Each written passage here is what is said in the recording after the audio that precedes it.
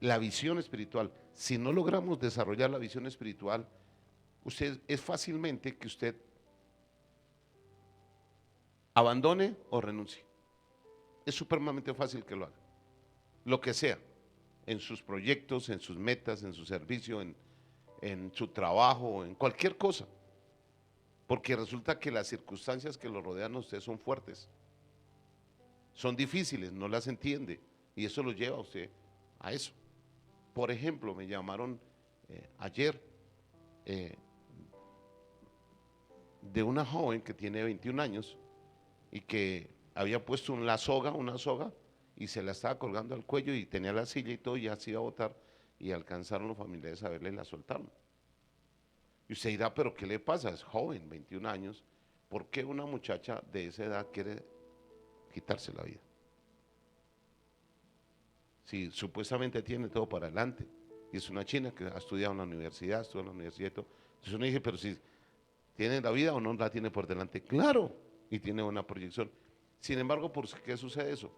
Porque las circunstancias que la rodean son totalmente contrarias a lo que ella tal vez, las perspectivas que tiene de vida, y lo que el enemigo va a hacer es lo más posible es de bajarle a usted la autoestima.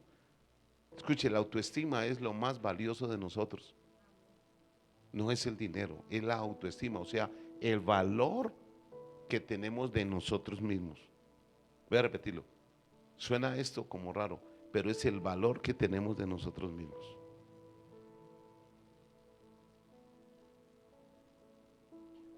¿Cuánto vales? Anoche estaba en UNIR, hermano Royson estaba allí, su esposa. Y mientras estaba allí compartiendo la palabra de Dios, que creo que Dios nos ministró de una forma como rara, ¿no? Porque lo hace uno reaccionar. Yo les decía unas cosas que me recuerda el Señor ahorita. A mí no me gusta casi repetir, pero a veces toca. La gran pregunta es esta: ¿cuántos de ustedes oran? Muchas veces ya han orado, Señor, si es tu voluntad. Levante su mano. Hermana, hermana, hermano. Por este lado, ¿nadie quiere levantar la mano? ¿Ah? ¿Cuántos han orado?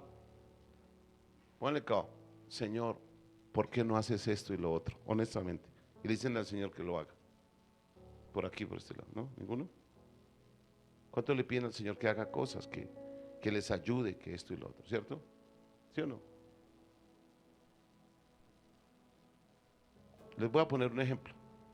Es un ejemplo muy sencillo. Necesito 2 sillas aquí urgente. Hermano Robinson, que ya sabe, venga para acá.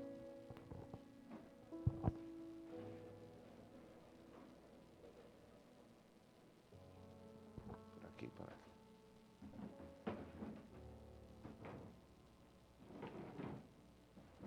Sentados, please.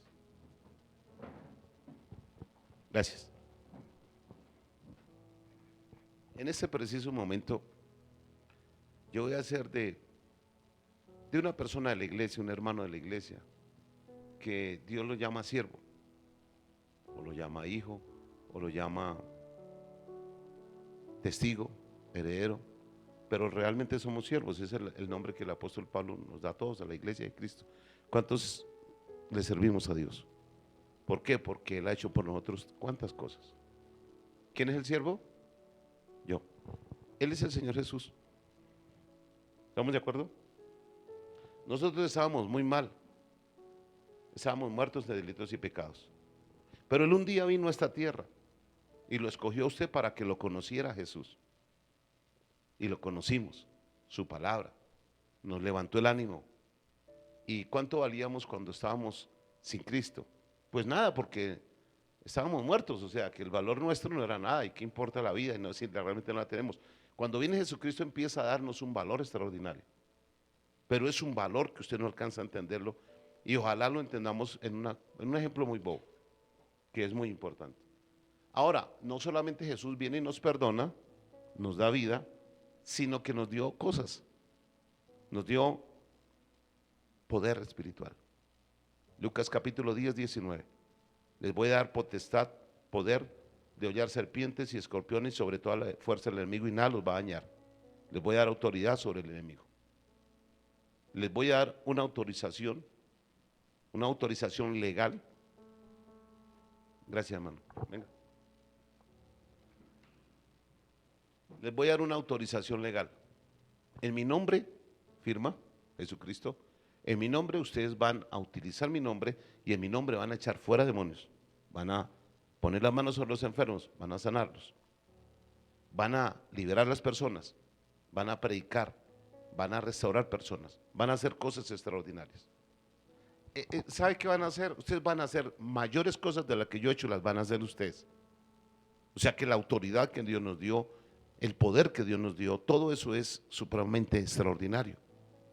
Y luego hizo esto, Efesios capítulo 2, verso 6. Luego dice que Él nos resucitó porque estábamos muertos espiritualmente. Estoy hablando en el sentido espiritual. Nos resucitó juntamente con Él. ¿Y nos qué? Y nos sentó en lugares, ¿qué? ¿En lugares qué? Hermano, ¿me puede poner ahí la TLA que dice ese versículo mismo? Estamos en Efesios 2:6, ¿listo? Ya me llama la atención, no sé si usted tenga la traducción viviente también. Y en la traducción dice que nos sentó con Él en el cielo. Aquí en la traducción viviente dice, no, en la 60 dice que nos sentó en lugares celestiales. Ahora, aquí está Jesús. Y juntamente con Él me ¿qué? Me sentó, o sea que yo estoy ¿dónde? ¿Voy a estar o ya estoy? Lean el versículo. Esto es pasado, presente o futuro. Eso ya sucedió. Sentó es pasado. Nos sentó, o sea que esa es mi posición espiritual.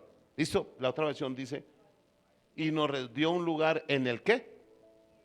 ¿Dónde? ¿Dónde? ¿Dónde está usted? Otra vez, ¿dónde está usted espiritualmente? Otra vez, ¿dónde está usted? Usted no está en la tierra. Cuando usted ora desde la tierra o desde el cielo. Voy a preguntarle otra vez. ¿Desde dónde ora usted? ¿Desde el cielo o desde la tierra? Ahora piensa en esto. ¿Quién es el siervo? ¿Jesús o yo? No, es buena la pregunta. Resulta que yo tengo que hacer algo. Tengo que hacer algo allá en la tierra. Tengo que hacer algo aquí en la tierra. Yo puedo hacerlo porque Él me dio la autoridad y me dijo que podía hacer cosas mayores que Él. ¿Qué es lo que tengo que hacer? Hacerlas. ¿Estamos de acuerdo? ¿Tengo que qué? Hacerlas. Pero ¿qué tal si le digo, yo estoy sentado juntamente con Él, tengo toda la autoridad y todo dominio aquí también, porque en Efesios capítulo 1, por favor, Efesios capítulo 1, versículo 19, 20, 21, léanlo ustedes. Me gustaría que lo lean. Si usted no lo lee, no va a creer que esto es un cuento. ¿Ya lo encontraron? Lea conmigo. ¿Qué dice? ¿El cual nos hizo qué?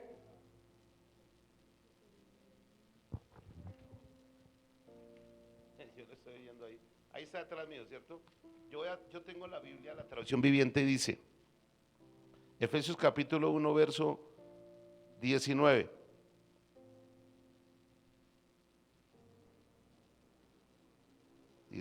Por aquí, no aparece. Ya. También pido en oración que entiendan la increíble grandeza del poder de Dios para nosotros. Para nosotros. Los que creemos en Él, es el mismo gran poder. Escuchen esto.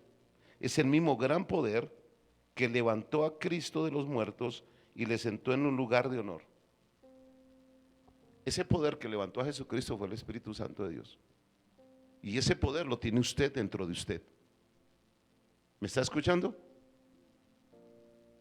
Voy muy despacio, pero quiero que me preste atención. Y no se me va a distraer porque sé que usted Dios le va a dar revelación en esta noche. Y tal vez nunca lo haya entendido. Y si lo llegas a entender, vas a salir de aquí en otra posición mental.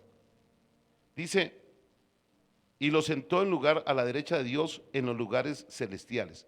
O sea que el mismo poder que levantó a Jesucristo y lo sentó a la derecha de Dios es el Espíritu Santo, pero resulta que Él también nos lo dio a nosotros.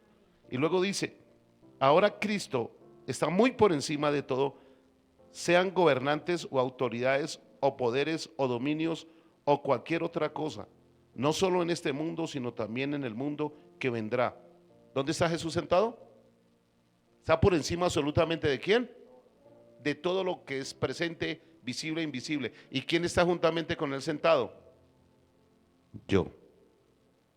Dígalo, palabra propia, diga yo. Versículo 22. Dios ha puesto todo bajo la autoridad de Cristo, a quien hizo cabeza de todas las cosas para beneficio de la iglesia. Y la iglesia es el cuerpo de Cristo, la completa, Él la completa y la llena también, es quien da plenitud a todas las cosas en todas las partes con su presencia. ¿Quién es el cuerpo de Jesucristo? La iglesia. ¿Qué está bajo la iglesia? Todo. ¿Me están escuchando? Luego el versículo 6, para abreviar, esto es algo que se nos sale de la cabeza.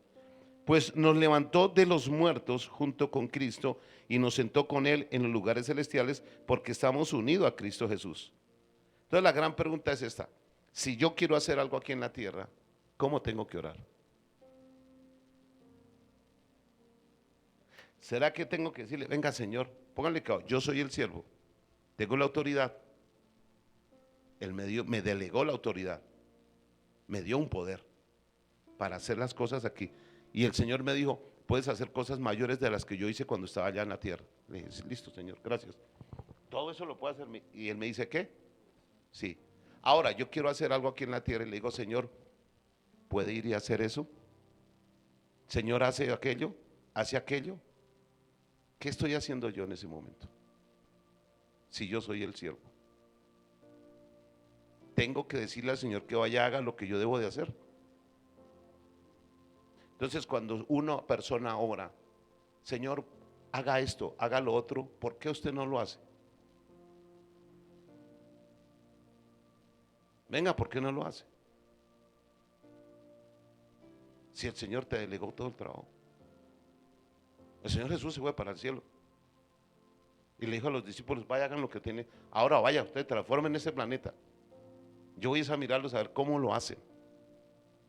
Y les dejó todo, igual, desde Pedro en adelante, los discípulos, y lo hicieron. Y trastornaron el mundo los discípulos. Claro, el Señor iba a estar ahí para respaldar, para ayudarlos, y el Espíritu Santo. Pero ¿quién tiene que hacerlo? Y yo tengo que pedirle al Señor que haga todo lo que yo debo de hacer. ¿Sí o no? Ahora, ¿dónde está la voluntad y la mente de Dios? Aquí, ¿cierto?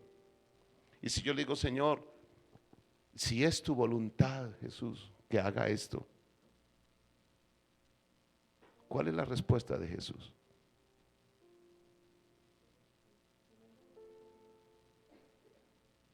Quiero que piensen esto. ¿Sabe cuál es el problema?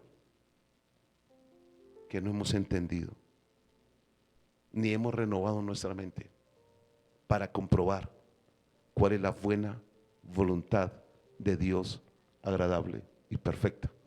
Y cuando yo conozco la palabra, sé lo que tengo que hacer. Y voy y lo hago, y oro, no pidiéndole al Señor que lo haga, sino que voy con autoridad y lo hago. En el nombre de Jesús voy a hacer esto. En el nombre de Jesús sucede esto. En el nombre de Jesús acontece esto. ¿No es lo correcto? ¿Lo estás haciendo así? Esa es su posición correcta. Usted no puede orar desde la tierra, usted tiene que orar desde el cielo. Esa es la posición suya correcta. ¿Aló? O te bajas del cielo y vienes aquí a la tierra y empiezas a clamarle al Señor. Y el Señor le dice, ¿qué le pasó? ¿Por qué te bajaste? Tú estás aquí en mi mismo nivel. Vaya, haga las cosas. ¿Y de acuerdo a cómo? De acuerdo a lo que está en la palabra de Dios, de acuerdo a la voluntad de Dios, de acuerdo a lo que tú estudias, de acuerdo a la revelación que tienes. Vaya, hágalo. Hágale.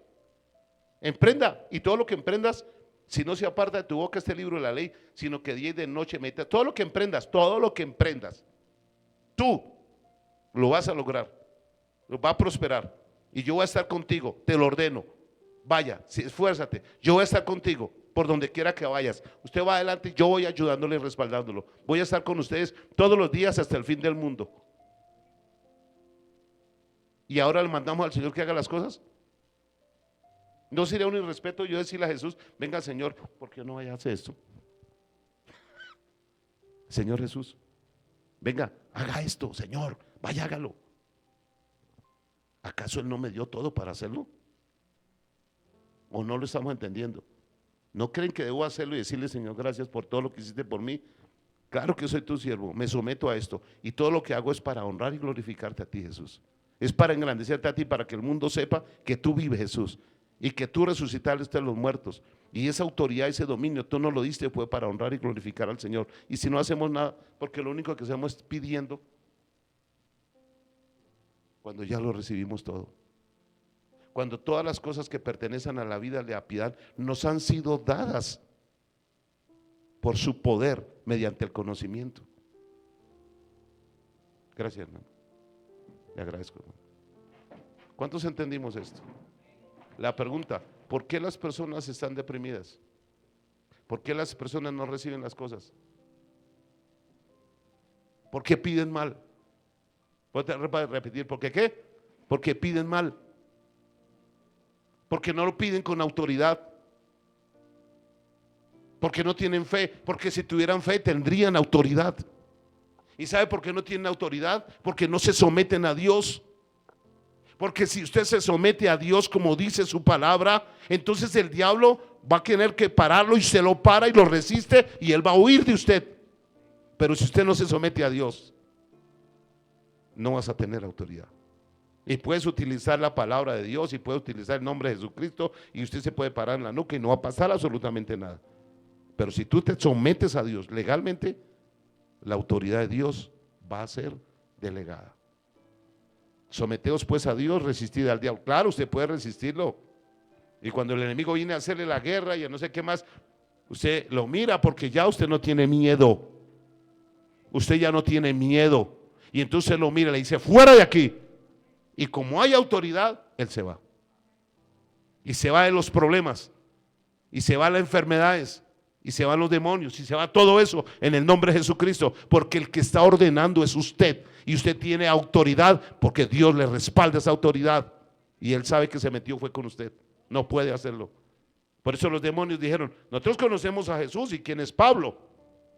Y con ellos nos metemos. Eso es autoridad. ¿El enemigo lo conoce a usted o usted está huyendo?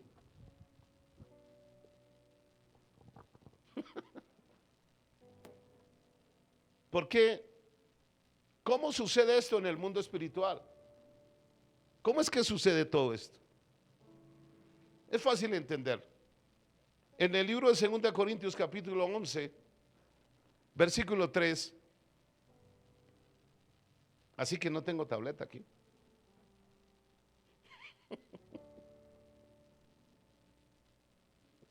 Pero tengo el Espíritu Santo. Estoy mejor. Estoy mejor. Dice la palabra de Dios, pero temo. Cuando quiera me cambia la versión. Pero temo que el diablo, la serpiente, con su astucia, engaña. Y engaña a Eva. Desde el principio de la creación, él utiliza este medio para engañar. ¿Y qué es lo que quiere hacer? El enemigo quiere es que usted no se someta a Dios, ni le crea a Dios. Y él utiliza, diga, los sentidos. Vuestros sentidos, y los quiere que extraviar de alguna que, de alguna manera, de la que, de la fidelidad a Cristo. ¿Cuántos somos fieles a Cristo? Mengólico, ¿cuántos somos fieles a Cristo? ¿Qué utiliza el enemigo para que usted no le sea fiel a Dios? Los sentidos, y utiliza todas las ¿qué? Circunstancias. Y en el momento en que el enemigo utiliza los sentidos, ¿qué le muestra a través de los sentidos? Fue que todo eso salió porque le pregunté a los hermanos por qué no vinieron a estudiar el lunes, porque había un grupo anoche bastante grande allí en UNIR, Me dijeron, un hermano me dijo, me pinché, el otro me dijo, me pasó. A todos les sucedió cosas diferentes y no pudieron venir porque todos querían venir, pero no pudieron. Y yo dije, no puede ser. Entonces cuando empecé a escucharlos dije, ya sé qué pasó. Y ahí fue donde sacamos y a desarrollar este tema. Entonces la pregunta es, ¿qué le va a hacer el enemigo a usted? Le va a poner problemas sociales, familiares, económicos, lo que sea, hermano. Lo que sea. Él le va a hacer zancadilla, lo va a empujar y le va a mostrar y le va a decir, vea, ¿usted qué va a hacer? Mire, no más, porque él no quiere que usted sea fiel a Dios. Que usted sea fiel a Dios. Y cuando usted quiere ser fiel a Dios, van a haber obstáculos por por alrededor suyo. O sea, el medio ambiente que la rodea a usted, que lo rodea a usted, es violento, es un enredo. Usted dice, Dios mío, no, pero ¿cómo voy a hacer eso? Si mire todo lo que está aconteciendo, es que usted no se está dando cuenta. Es el diablo que está alrededor de usted buscando a ver cómo extraviarlo de la fidelidad a Cristo. Y utiliza los ojos, lo que oyes, lo que hueles, lo que ves. Entonces todas las circunstancias sociales, financieras, en el hogar, con los hijos, lo que sea, todo lo que sus sentidos recibe toda la información ¿de dónde? De los sentidos. Y le trae una información y cuando usted dice, no, yo tengo que hacer esto y hacer esto y hacer. ¿Y qué pasó con la fidelidad a Dios? No puedo. ¿Quién lo engañó? Y no dicen los demonios, el mismo diablo, que el Señor los reprenda. Ahora vamos a pasar qué fue lo que pasa y por qué quiere hacer eso. Según de Corintios capítulo 4, versos 3 y 4. Oiga lo que va a pasar. En 2 Corintios capítulo 11, versículo 3, dice, pero si nuestro evangelio está por allá arrinconado, encubierto, ¿qué es evangelio? Es la palabra de Dios. Es el mensaje de Jesús. Y si el evangelio lo dejamos escondido, dice, entre los que ¿qué? ¿Qué utiliza el enemigo para hacer perder a la gente? Les esconde, les encubre el evangelio, o sea, no los deja que ¿qué?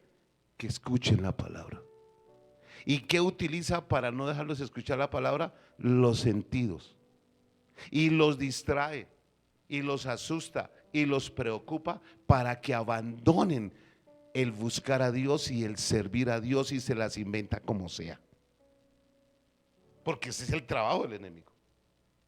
Entonces él quiere que la persona no vea el evangelio, no lo esconde. O sea, él trata de taparle los ojos para que no vea, porque la visión espiritual es la que le estoy mostrando.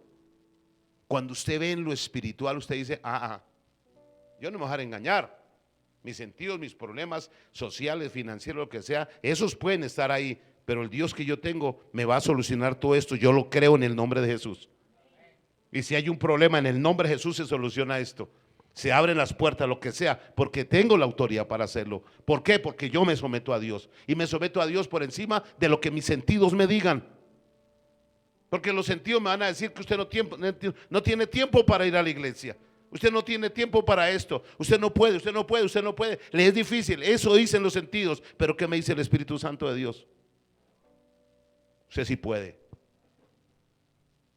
Versículo 4. En los cuales el Dios de ese siglo, este versículo sí me lo va a cambiar. El Dios de ese siglo ciega ¿qué? ¿Qué es lo que ciega? La capacidad de entender. ¿Y qué utiliza? Los sentidos. Las circunstancias, todo lo que lo rodea, no lo deja entender. Y al robarle todo lo que entiende de la palabra de Dios, le robó la fe. ¿Y qué hace una persona sin fe, hermano? ¿Qué le va a decir a usted? No, hermano, esto no grave, no, esto es que no ve, Y empieza la ansiedad, la preocupación, el desasosiego y pensamientos de derrota, de no puedo, de es difícil, de como que esto va a tocar sacar la maleta, como que esto no se puede. ¿Y por qué esas palabras en un corazón y en una persona llena del Espíritu Santo, si esas palabras no están en el Espíritu, pero sí están en el alma cuando está totalmente engañada? Y luego dice, aquí está la traducción viviente: Satanás, quien es el Dios del mundo, ha cegado la mente de los que no creen. Son incapaces de ver la gloriosa luz de la buena noticia y no entienden ese mensaje acerca de la gloria de Cristo, quien es la imagen exacta de Dios. O sea que al conocer más el evangelio y al conocer más la palabra, ¿quién va a ver? A Dios. Y cuando usted ve a Dios y ve la grandeza de Dios y el poder de Dios, ¿qué hace usted? ¿Cuál es su preocupación? Ninguna. ¿Y por qué ninguna? Porque usted sabe que Dios es más grande que tu problema. Porque usted sabe que Dios es más grande que el mismo diablo. Ese bichito chiquito. Usted es mucho más grande que ese problema. Se lo voy a decir en el nombre de Jesús. Usted es mucho más grande que las circunstancias que lo están rodeando. Usted es mucho más grande que un problema social, financiero. Usted es mucho más grande que una enfermedad. Usted es mucho más grande. Usted es mucho, supremamente mucho más grande que cualquier circunstancia en esta tierra. Usted no puede dejarse apartar de la fidelidad a Dios, porque detrás de usted hay alguien que quiere sacarlo hacia un lado y distraerlo y engañarlo. ¿Estamos de acuerdo?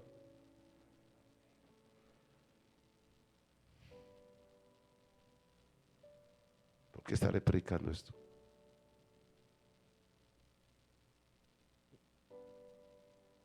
¿Cómo está nuestra vida espiritual? ¿Cuáles son las ganas que tenemos de servirle a Dios? ¿Cuál es el deseo inagotable de servirle a Dios? ¿Por qué Jesús no se dejó engañar? Les voy a poner ahora el ejemplo. ¿Listo? Un ejemplo bíblico. Marcos capítulo 8, verso 31 al 33. Solamente vamos a leerlo. ¿Listo? Bueno, vamos. Y comenzó a enseñarles lo que era necesario que el Hijo del Hombre padeciera mucho. Entonces Jesús llegó y le llamó a los discípulos aparte, dijo: les voy a decir la verdad de todas las cosas. ¿Listo? Sí. Sí, Señor, cuéntenos. No, mire, a mí me van a llevar para Jerusalén, los principales sacerdotes me van a dar durísimo, me van a pegar, me van a azotar, luego me van a crucificar, y todo eso tiene que acontecer porque yo al tercer día voy a resucitar y entonces voy a tener la victoria más grande. Y ya dice que les habló abiertamente, les mostró las circunstancias reales sobre la tierra, lo que iban a ver, lo que iban a escuchar y lo que iba a acontecer literal aquí en el planeta. Así que les mostró y les dijo: y el hombre padecerá mucho y ser desechado por los ancianos, por los principales sacerdotes y por los escribas, y ser muerto y resucitar en 3 días. O sea, les dijo: eso es la verdad. Versículo que sigue. Esto les decía claramente. Entonces Pedro le tomó aparte y comenzó a ¿qué? Entonces, cuando ellos ven las circunstancias y saben que lo que Jesús le está diciendo es cierto, ahora ellos sabían que había muchas amenazas acerca de Jesús. Y ellos sabían que si volvían a Jerusalén, porque hacía unos días quisieron apedrearlo, hacía unos días a él quisieron despeñarlo, y dijeron: no, si volvemos Señor, ¿vas a volver a Jerusalén? Sí voy a ir, ahora sí voy a ir. Llegó el tiempo. Entonces Pedro llegó y lo llamó aparte y le dijo: venga, venga. Y el Señor Jesús le dijo: sí, ¿qué me quieres decir? Venga, Señor. Usted sabe lo que está pasando, ¿cierto? Sí. Usted sabe lo que va a pasar y las circunstancias que se están rodando. Dijo: sí, sí, claro. Venga, Señor, no vaya a Jerusalén. ¿Por qué no nos vamos para otro lado, hermano? Pero ir a Jerusalén, ¿a seguir sufriendo? No, no, no, no, no. A reconvenirle. Cuando el Señor volteó a mirar a Pedro, no miró a Pedro. ¿A quién vio? Pero él, volviéndose y mirando a los discípulos, reprendió a Pedro diciéndole: quítate delante de mí, Satanás. ¿Quién era el que quería hacer desviar a Jesús de la fidelidad a Dios? ¿Quién? ¿Quién? El Dios de este siglo. ¿Y qué estaba utilizando en Pedro? Porque él ya estaba engañado. Los sentidos. Él siempre ha trabajado de ese es el mecanismo que no tiene más. Entonces, claro, Pedro oía, veía y observaba y decía: no, esto sí, ahora sí es cierto. Entonces llamó a Jesús: venga, venga, venga, Señor. No tiene que ser sabio en la vida, hermano. Yo me imagino a Pedro, ¿no? Venga, Señor, sea prudente, hermano, que va a pasar por allá. No, no, no, no, no, no. Ya, venga, vámonos para otro lado, hermano. Pero cuando Jesús oye a Pedro, no oyó a Pedro. Él inmediatamente escuchó, fue al mismo diablo. Y lo reprendió no como a Pedro, sino como a Satanás. ¿Cuántos pensamientos llegan en su mente para que usted sea parte de la voluntad perfecta de Dios? Y es todos los días. Fuera de vez en cuando uno sí, cada rato. ¿Usted cree que a mí el enemigo no me ha hecho trampas para que abandone el ministerio? ¿Usted cree que a Dios se le pasó eso por encima? No, Dios sí lo permitió. ¿Sabe para qué? Para ver si yo era capaz de vencer. Porque Jesús dijo, esta es la buena batalla de la fe, dijo el Espíritu Santo. Y Jesús dijo, si ustedes vencen, yo sé que pueden, heredarán todas las cosas. Hágale ver. ¿Cuántos sabemos que podemos vencer? ¿Cuántos sabemos que podemos vencer? Líderes, hermanos que sirven. El enemigo no haya cómo sacarlos del servicio a Dios. Pero es el diablo que anda detrás. Y Dios está observando. Y el que venciere abre las puertas. Y va a tener visión espiritual. Y Dios le va a mostrar como a Eliseo que son más los que están con nosotros que los que están allá afuera. Eso se llama visión espiritual. Y entonces aquí llega y dice, quítate delante porque no pones la mira en las cosas de ¿quién? O sea, en vez de ser fiel a Dios y en vez de servirle a Dios, en poner la mira en las cosas de Dios, ¿en quién la estaba poniendo? ¿Qué estaba utilizando el enemigo en Pedro? Los sentidos, porque él estaba mirando lo que estaba aconteciendo. ¿Cuántos alaban al Señor? Otro punto que vamos a mirar hoy. Otro así, que me llamó la atención. Y es que Dios siempre prueba nuestro corazón a ver cómo vamos. ¿Cuántos quieren aprender a tener temor a Dios? Amén, hermano, yo quiero aprender. ¿Usted quiere aprender? ¿Cuántos queremos aprender? Es fácil, pero es duro. La Biblia dice que el principio de la sabiduría es ¿qué? El principio de la sabiduría es el temor. El temor ya es el resultado de ser sabio. Voy a repetir, el temor a Dios es el resultado de haber tomado decisiones sabias. Ahora, ¿cómo yo aprendo a desarrollar, a llegar a tener temor de Dios? Dios va a poner una prueba.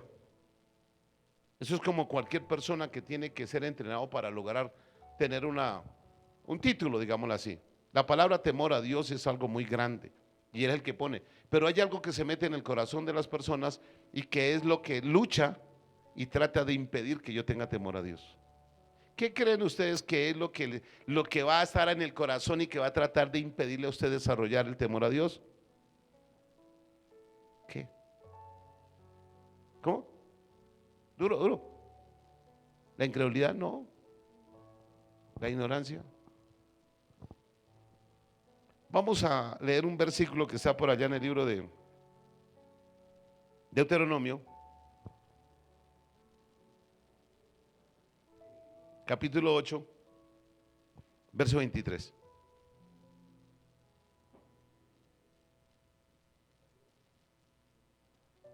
¿No hay 8:23 de Deuteronomio?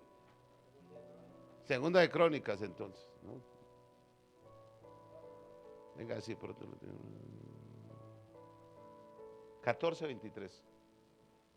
Deuteronomio 14:23. Es que el otro es segunda de Crónicas 8:18. Léanlo despacio. No me lo van a leer rápido, así corriendo. Y comerás delante de Jehová tu Dios en el lugar que Él escogiere. El lugar que Dios escoge es para donde se hacen cultos y donde se reúne el pueblo. ¿Estamos de acuerdo? Escogiere para poner allí su nombre. El diezmo de tu grano, de tu vino y de tu aceite y las primicias de tus manadas y de tus ganados, ¿para que a qué? A temer a Jehová tu Dios todos los días.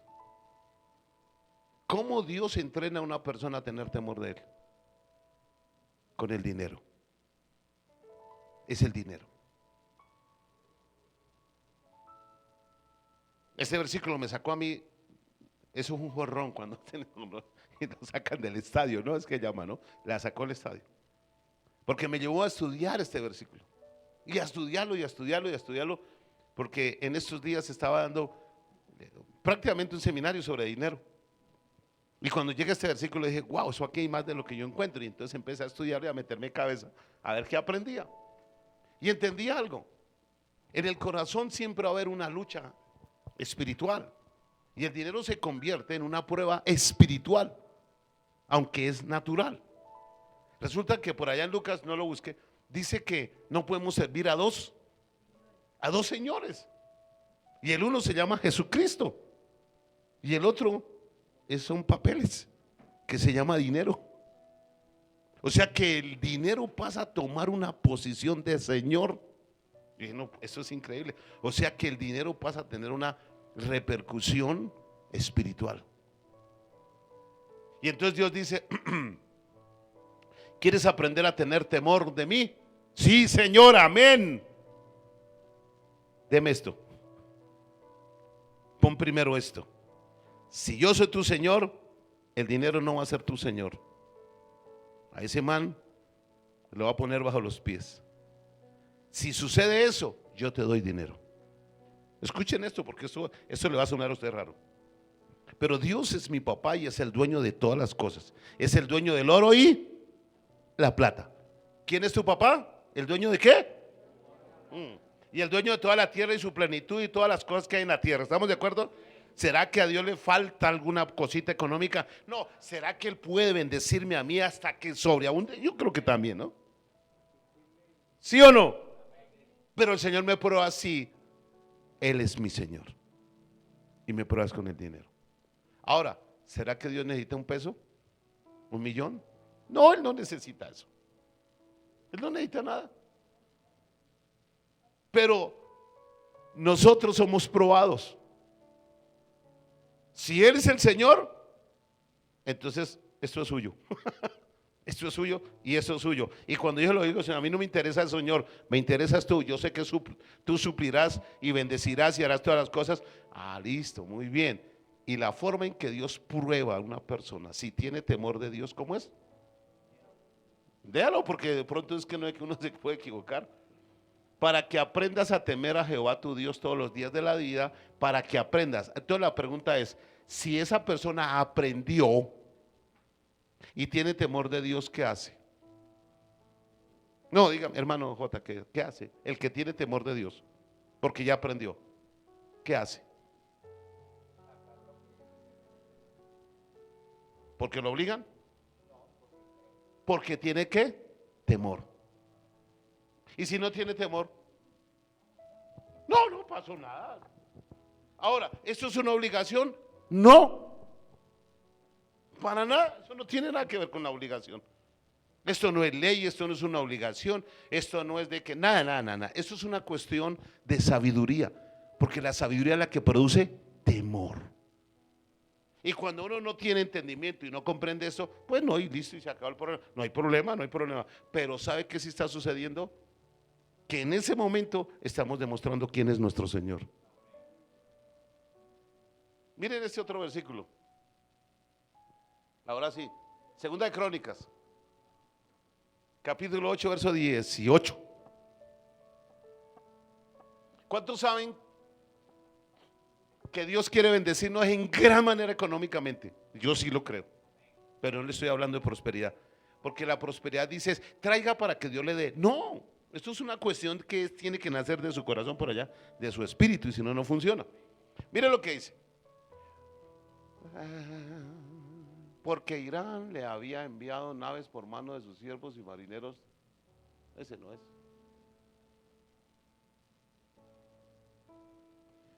24, 18, hermano. Es que el hermano está pendiente, ¿no? Los anotó. Muy bien, hermano. Pero ese en el 8:14, vamos. ¿Qué dice Segunda de Crónicas? Venga, si yo lo había puesto por aquí por si acaso.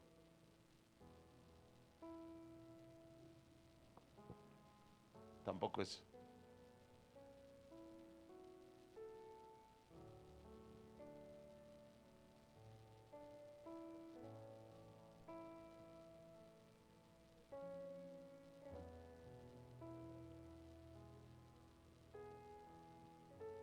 8:18. Deuteronomio. Es Deuteronomio 8:18. Ahora sí. Escuchen este versículo. Me revolví con el primero de Segunda de Crónicas. ¿Cuántos queremos que Dios nos dé sabiduría y poder para obtener bendición financiera? Yo quiero eso. Yo quiero eso. ¿Y sabe que he empezado a mirar a Dios bendiciéndome financieramente? ¿Y sabe que he empezado a hacer? A ser más generoso. Y he tratado de hacerlo, o sea, no es fácil, a veces eso le coge a uno, pero no, he tratado de hacerlo mejor, de ser un poquito más generoso y ayudar mejor a las personas, servir en la obra del Señor, dar lo mejor que puedo para el Señor. Y resulta que eso ha empezado a cambiar la historia. Eso es poco a poco, ¿no? Eso ha sido un proceso. Pero Dios dice, acuérdate, acuérdese la palabra acuérdate, ¿listo? Acuérdese, es que ¿qué? Que tiene que memorizarlo. Acuérdate de Jehová tu Dios, porque Él te da el poder de hacer ¿qué? Ahora, Dios da riquezas ¿a quién? ¿A que el dinero es su Señor o a quien Él es su Señor? Cuando Dios es mi Señor, entonces Dios me dice, a usted como no lo corrompe el dinero, te voy a dar la habilidad para que lo logre. Claro, voy a repetirlo.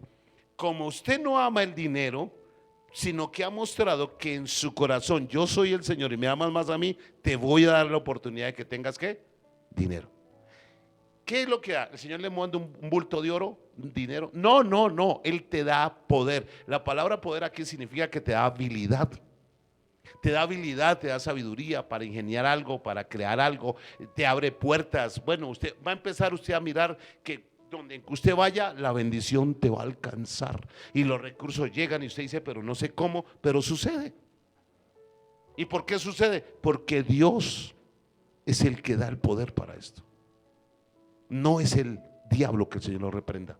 Porque Él le ofreció dinero al Señor Jesús y le ofreció riquezas, pero las riquezas del enemigo te van a destruir, te van a quitar la paz y no te van a hacer feliz y te van a angustiar, mientras que la bendición de Dios te va a enriquecer y no te va a añadir tristezas, sino que usted la va a poder disfrutar y te va a dar salud para que las disfrute.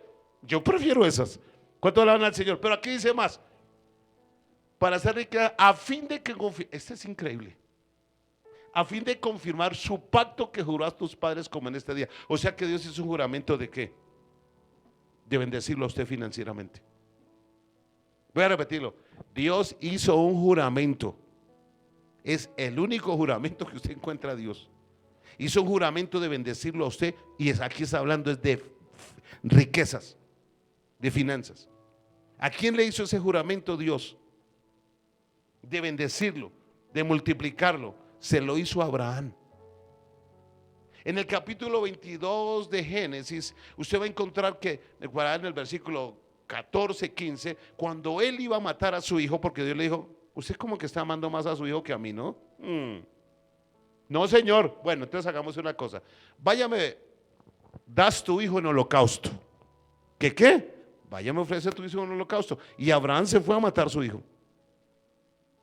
¿Será que Dios necesitaba al hijo de Abraham? No, es que Dios nos prueba ¿qué?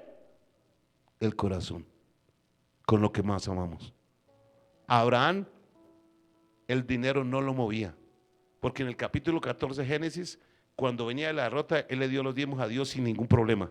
Nadie le pidió y él se los dio. Pero en el capítulo 22, Abraham no ama el dinero. Entonces Dios le dice la Biblia que Abraham era riquísimo en gran manera. Entonces Dios dijo, no, con el dinero no, pero ama más a su hijo. Espere a ver, váyame a su hijo. Y Abraham dijo, lo voy a hacer. Y fue, iba a matar a su hijo y luego lo hacer en el holocausto. ¿Qué es lo que Dios quiere que tengamos en el corazón? Primero Él. Si ponemos algo por encima de Dios, se llama idolatría. Cuando Abraham iba a matar a su hijo, dijo, no, el ángel no lo mate, porque ahora conozco que temes a Dios, dice la Biblia, que temes a Dios. El temor a Dios es cuando usted se desprende de todo lo que ama, si Él está primero. Si Dios no es el primero en nuestro corazón, te falta sabiduría, porque la sabiduría es la que nos da temor a Dios. Y la sabiduría se adquiere por el conocimiento de la palabra de Dios. ¿Aló? Entre más conocimiento que va creciendo, sabiduría. Y la sabiduría te va llevando ¿a qué? A temer temor de Dios. Y cuando usted sigue teniendo temor de Dios, vas a poniendo a Dios cada día de primeras, de primeras, de primeras. Y entonces, ¿qué pasa? Que el Señor te va dando el resto. Viene por añadidura. Viene por añadidura. Viene por añadidura. No es porque usted lo pida, porque Dios conoce las peticiones de nuestro corazón y se las va dando. Y el Señor dice, le falta esto, y se las da. ¿Por qué? Porque Él es un papá. Sino acuérdate de Jehová, su pacto que juró a sus padres. Ya abrió el de Génesis, creo que es 22, 14. 22, 14. Y llamó a Abraham el nombre de aquel lugar, Jehová proveerá, por tanto se dice hoy en el monte. Vamos al 16. Y dijo, por mí mismo he jurado, dice Jehová, después de que ofreció a su hijo. El único día que Dios jura por él mismo. Que por cuanto has hecho esto y no me has rehusado tu único hijo, o sea que lo que Abraham le demostró fue que lo del dinero, Abraham pasó la prueba facilito, pero lo de su hijo, por eso Jesús dijo, el que ama más que, dígalo, a ver, vamos, escuche, cierre sus ojos, el que ama más padre, madre, hijo, esposa y esposo, más que a mí, no es digno de mí. Wow. Así que el dinero va en el quinto lugar. Hermano, es que no puedo servirle a Dios por mis hijos. Aquí una vez una hermana predicando allá cuando estábamos en el altar al otro lado. Y Dios le quitó 3 hijos. ¿Se acuerda cómo se llamaba? La esposa de un pastor. Porque ella no le quería servir al Señor por sus hijos. Y la excusa era sus hijos y sus hijos y sus hijos y sus hijos. Se murieron los 3 hijos. Y estoy hablando de parte de Dios, que la hermana allá, cuando estaba dando ese testimonio, a uno le hace así, vea. Yo no puedo poner algo por encima de Dios. Aprendemos temor a Dios o estamos perdiendo, son bendiciones en abundancia. Si usted se somete a Dios, el temor a Dios va a crecer. Usted va a tener autoridad y va a empezar a ver puertas abiertas donde nunca las había visto. Amén. De cierto te bendeciré y multiplicaré tu descendencia como las estrellas del cielo y como la arena que está en la orilla del mar, y tu descendencia poseerá las puertas de tus enemigos. Entonces ahora pasó el tiempo, nació Isaac, la descendencia de Isaac viene Jacob, la descendencia de Jacob viene José, y luego viene todo el pueblo de ¿qué? De Israel. Entonces ya ellos habían conquistado, ya tenían la tierra prometida, estaban súper ricos, mega ricos, y entonces Dios les dijo, acuérdense. Y ahí sí viene Deuteronomio 8:18. Ya en Deuteronomio ya ellos habían avanzado, estaban ricos, antes eran esclavos, no era nada, pero ahora Dios dice, acuérdense que ustedes tienen bendición fue porque Dios fue el que se la ¿qué? Otra vez, acuérdense que lo que tienen Dios es lo que Dios fue el que se lo dio, porque Él hizo un juramento con su papá Abraham y por eso ustedes están bendecidos hoy. ¿Aló? Ahora, si ellos no entienden que el que nos bendice es Dios, si yo no entiendo que el que me bendice es Dios, estoy en un problema. Porque si Dios es el que me bendice, ¿por qué no honrarlo con lo que Él me da? Por eso Dios dice, honra a Jehová con tus ¿qué? ¿Por qué? Porque Él me los da. Yo no le doy para que Él me dé. Yo le doy porque Él ya me dio. Pero es que no tengo. ¿Sabe por qué? Usted dice que no tiene, y por qué no, y por qué se las inventa todas. Sí le dio. Lo que pasa es que no has creído. Y sin fe, eso es sencillo. Es imposible agradar a Dios. Y si no agradamos a Dios, ¿cuándo vamos a recibir? Nunca. Eso es un manejo. Estoy hablando de lo espiritual. Eso se maneja espiritualmente. El dinero viene por mi condición espiritual. ¿Lo estamos entendiendo? Esto es un problema espiritual. Las finanzas es un problema espiritual. Yo no lo entendía. Cuando yo lo entendí, dije, ve carajo, lo material tiene que ver con lo espiritual. La parte financiera tiene que ver con lo espiritual. Y si yo crezco en lo espiritual, así como prospera mi alma, va a crecer y va a prosperar todo lo financiero. ¿Cuántos estamos entendiendo esto? Wow, buenísimo, ¿no? ¿Cuántos entendimos ese pedacito? A su nombre. Ahora sí viene el 14:23 de Deuteronomio. Ya que lo habíamos leído, para que aprendas. O sea que, claro, ya habían pasado muchas generaciones, ellos estaban bendecidos y entonces Dios les puso el diezmo y las ofrendas y las primicias fue para que aprendieran. O sea que ellos no habían aprendido. Dios les había dado eso por la fe de Abraham y se lo había dado como por promesa y juramento a Abraham. Y ahora dijo, y ahora creyeron que porque estaban muy bendecidos que no van a aprender a hacerlo. Y les puso eso para que aprendieran. Eso, o sea que el dinero es una ¿qué? Diga, una prueba. ¿El dinero es qué? Es una prueba. ¿Una prueba de qué? De sabiduría y temor a Dios. Amén. A su nombre. ¿Cuánto tiempo me queda? ¿10 minutos? ¿5? Ya me quitó 5. Ahora, ¿cuántos queremos ser bendecidos en gran manera en nuestras casitas, en nuestros hogares? Listo, ya, primer punto. Segundo punto, el primero era que el enemigo quiere robarle, quitarle, distraerlo y que no dejarlo servir, lo arruinó. Y usted no se dio cuenta. Segundo, yo quiero bendición económica, pero para eso tengo que tener temor de Dios. Si no hay temor de Dios, no hay nada, hermano. Y los que temían a Jehová, ¡parán! Bendición.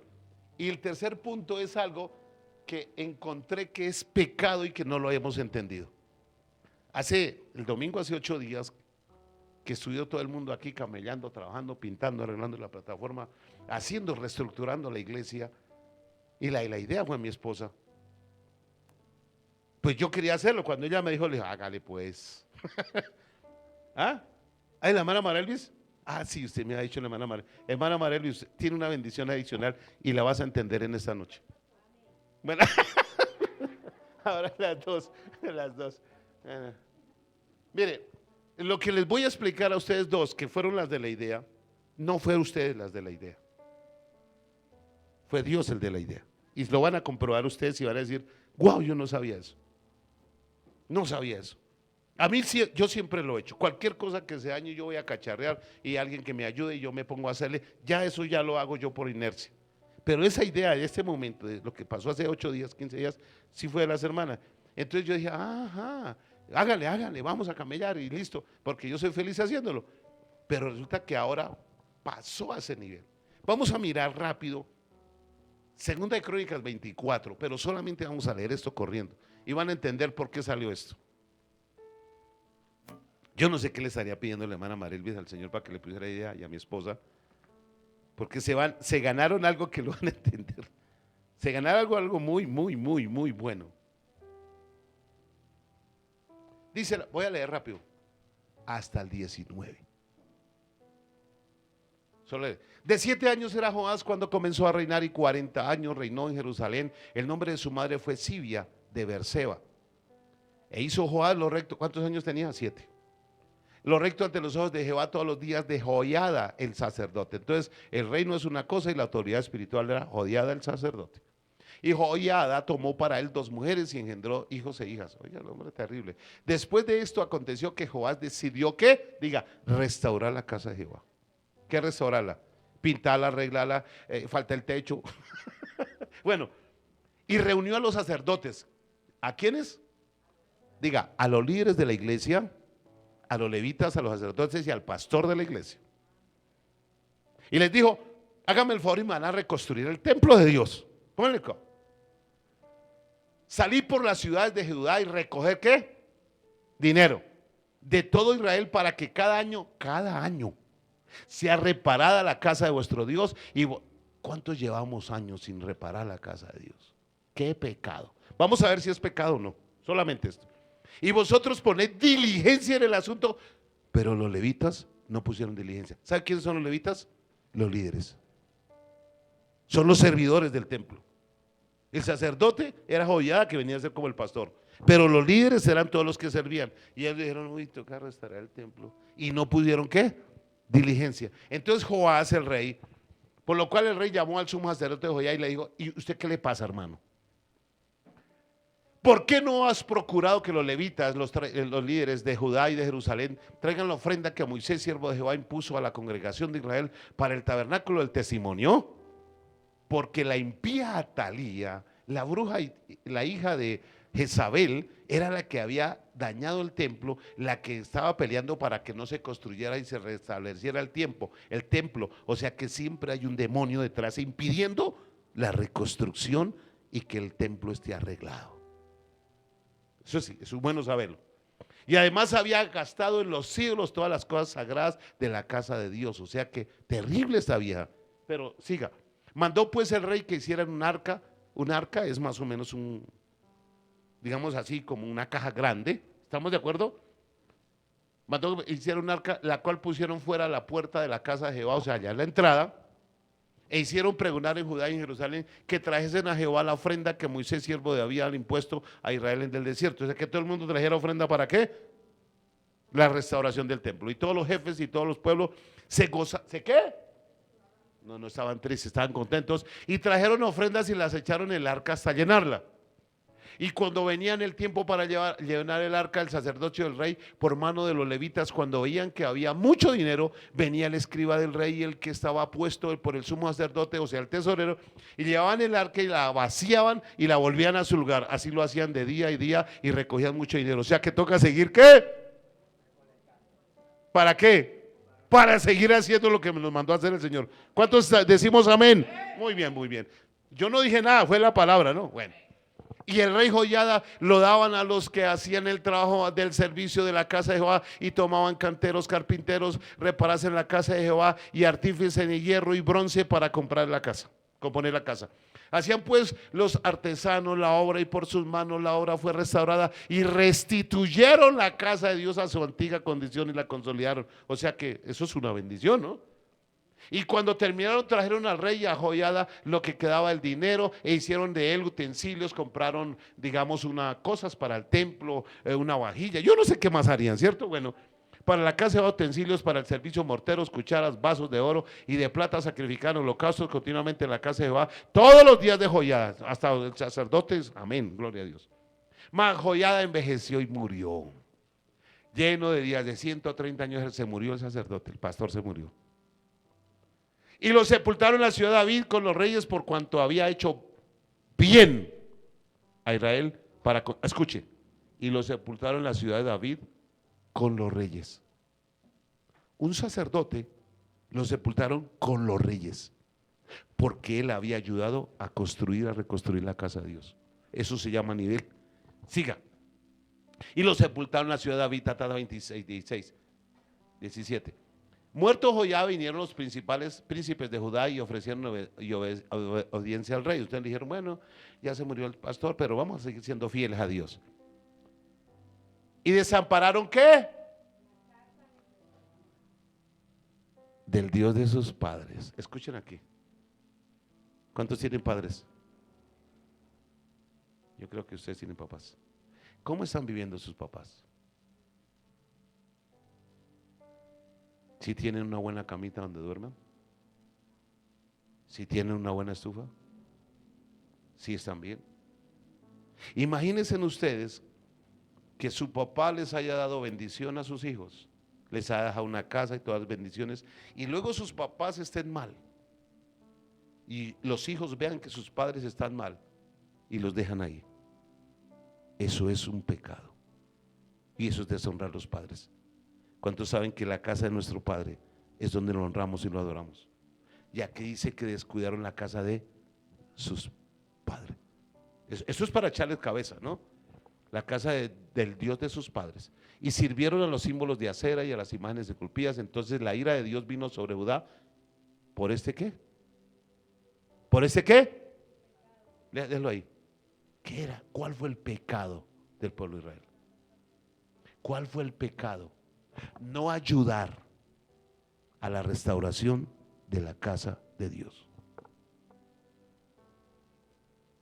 Yo nunca había entendido que eso era un pecado. Y cuando encontré en la Biblia que era un pecado, yo dije, Dios mío, ¿sabe qué? De aquí para adelante, porque uno tiene que entender. Siempre me he esforzado por eso, pero hoy lo entendí mejor. Y es que cualquier cosa del templo, vamos a arreglarla, vamos a ponerla bonita, porque es para honrar y glorificar a Jesús, a su nombre. No necesitan decirme, si yo puedo, ayudo, colaboro, sirvo, porque es para la casa de Dios. Entonces hay tres cosas.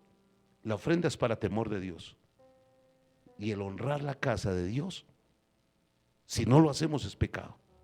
Problemas. Versículo 19 y terminamos ahí. y les envió profetas para que los volviesen a Jehová. ¿Cómo debían devolverse? Tenían que reconstruir el templo. Y los cuales les amonestaron, mas ellos no escucharon. Y usted va a encontrar que cuando viene Ezequías después, viene y los pone en su sitio. Y Ezequías que trae el más grande avivamiento. ¿Por qué? Porque lo primero que hizo fue reconstruir la casa de Dios. Ahora sí va a entender por qué en Ageo dice, ¿por qué echan el dinero en saco roto? ¿Por qué Dios dejó de que lloviera sobre la bendición? Porque se olvidaron de la casa de Dios. Una conclusión chiquita. ¿Quién es el que promueve la reconstrucción del templo? Esdras capítulo 1, versos 5 y 6. Y terminamos. Esdras 1, versos 5 y 6. Entonces se levantaron los jefes de las casas paternas de Judá y de Benjamín. Esto es más adelante, ¿no? Y los sacerdotes y levitas, todos aquellos cuyo espíritu despertó Dios, para subir a edificar la casa de Jehová, la cual está en Jerusalén. ¿Quién es el que impulsó la reconstrucción? El Espíritu Santo. ¿Quién? Pero mire lo que dice el siguiente versículo. Y todos los que estaban en sus alrededores. Los alrededores son los vecinos, no es el pueblo. Aún la gente, los vecinos, los de alrededor, les ayudaron con plata y oro y con bienes ganados y con cosas preciosas, además de todo lo que se ofreció, ¿qué? Voluntariamente. En otras versiones usted va a encontrar que los vecinos, o sea, gente que no era de Judá, trajeron y dijeron, ustedes están reconstruyendo el templo, venga, nosotros queremos ayudar. Gente no cristiana ayuda a reconstruir la casa. Cuanto más su pueblo, cuanto más sus hijos. ¿Cuántos queremos ser más que bendecidos? Sencillo. No nos dejemos engañar por nuestros sentidos. Tal vez los sentidos nos digan una gran cantidad de cosas que quién sabe qué estamos pensando. Pero digamos, a mí no me importa lo que digan los sentidos. Me importa lo que Dios dijo. Es más importante que todo lo que está sucediendo a mi alrededor. Y cuando la fe suya se basa en lo que Dios dijo, Dios va a decir, eso era lo que quería. Las circunstancias van a suceder porque tienen que probar nuestra fe. 2, aprendamos a tener temor de Dios. Y 3, cuando veamos que hay un bombillo que se dañó, no diga, ¿y por qué no han cambiado ese bombillo? Dígale, Señor, dame el dinero para comprar ese bombillo. ¿Sí me estoy dando a entender? Créame, delante de Dios jamás yo le estoy pidiendo algo.